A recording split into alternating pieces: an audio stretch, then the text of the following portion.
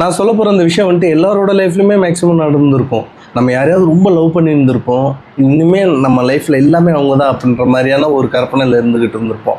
பெரிய நம்பிக்கை ஒன்று இருந்திருக்கும். பட் அந்த நம்பிக்கை எல்லாமே வந்து இப்படின்ற செகண்டில் ஃபுல்லாக அழிஞ்சு போய் அவங்க நம்மளோட லைஃப்பை விட்டு வெளியே மூவ் ஆன் பண்ணி போயிருந்திருப்பாங்க. அந்த மாதிரி மூவ் ஆன் பண்ணி போகும்போது ஒரு மாதிரி ரொம்ப டவுனாக ஃபீல் ஆகும். நம்ம வேலையே இல்லாத ஆளோ அப்படின்ற மாதிரி தோண ஆரம்பிக்கும். லைஃப்பில் இதுக்கு மேலே என்ன பெரிய கஷ்டம் வந்துட போகுது அப்படின்ற மாதிரி அழுது உடஞ்சி லைஃபே அவ்வளோதான்ற மாதிரி ஸ்டேஜுக்கு போயிருந்திருப்போம். பட் நல்லா யோசித்து பார்த்தீங்க அப்படின்னா அந்த ஒரு முக்கியமான ஆள் நம்மளோட லைஃப்பை விட்டு போகிறதுக்கு முன்னாடி நம்ம எல்லாருமே என்ன பண்ணியிருந்திருப்போம்னா கண்டிப்பாக இந்த யூனிவர்ஸ்கிட்ட ஏதோ ஒரு விஷயத்த வந்து நம்ம கேட்டிருப்போம், மேனிஃபெஸ்ட் பண்ணியிருந்திருப்போம். ஸோ அந்த ஒரு விஷயத்தை யூனிவர்ஸ் நமக்காக பண்ண ஆரம்பிக்கும் போது நம்ம லைஃப்பில் நடக்கிற எல்லா விஷயத்தையுமே ரீபில்டு பண்ண ஆரம்பிக்கும். ஒரு சில விஷயங்கள் சரியானதை மட்டும் நம்மளோட லைஃப்பில் வச்சுக்கும். ஒரு சில தவறான விஷயங்கள் சொல்ல மாட்டேன், பட் நீங்கள் கேட்ட ஒரு விஷயத்த யூனிவர்ஸ் உங்களுக்காக பண்ணி கொடுக்கும்போது இந்த விஷயங்கள்லாம் அதுக்கு தடங்களாக இருக்குது அப்படின்னு சொல்லிட்டு எதெல்லாம் தடங்களாக இருக்கோ அதெல்லாம் நம்ம லைஃப்பை விட்டு கொஞ்சமாக ஒதுக்கி வைக்க ட்ரை பண்ணோம். ஸோ அந்த மாதிரி ஒரு இன்சிடெண்ட் தான் இதுவே தவிர்த்து நீங்கள் வேல்யூ இல்லாத ஆள் கிடையாது, நீங்கள் ஒர்த் இல்லாத ஆள் கிடையாது.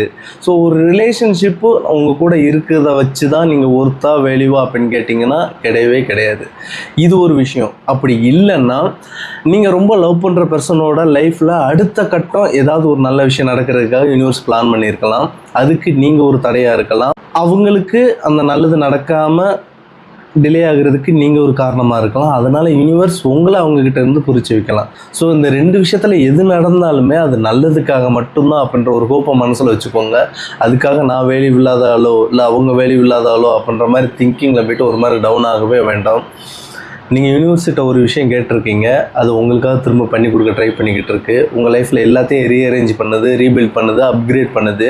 ஸோ அந்த ஒரு விஷயத்தில் ஒரு விஷயங்கள் உங்களோட வந்து சேரும், ஒரு சில விஷயங்கள் உங்களை விட்டு போகும் அப்படின்றதான் உண்மை.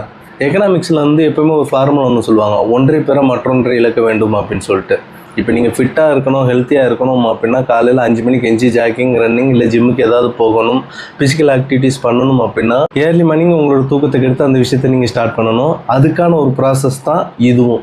ஸோ எதை பற்றியும் கவலைப்பட வேண்டியதில்லை, ஓரி பண்ணிக்க வேண்டியதில்லை. நடக்கிறது எல்லாமே நன்மைக்கு தான். மனசை எப்போவுமே கிளியராக வச்சுக்கோங்க, தெளிவாக வச்சுக்கோங்க. நீங்கள் ஒருத்தான ஆள் தான். இந்த யூனிவர்ஸ் ஏதோ ஒரு விஷயத்த உங்களுக்கு புதுசாக கொடுக்க வருது. அதுக்காக தான் உங்களை விட்டு ஒரு சில விஷயங்கள் உங்கள் லைஃப்பில் இருந்து போகுது. அவ்வளோதானே தவிர்த்து டவுனாக ஃபீல் பண்ண வேண்டாம். எமோஷனல் இருக்கும், அழுதுக்கோங்க. ஆனால் திரும்ப கண்ணீரை தொடச்சிட்டு அடுத்த வேலை என்னன்னு சொல்லி பார்க்க ஆரம்பிங்க. யூனிவர்ஸ் நமக்கு சொல்ல வர விஷயமும் அதுதான். Be happy, be healthy, be wealthy.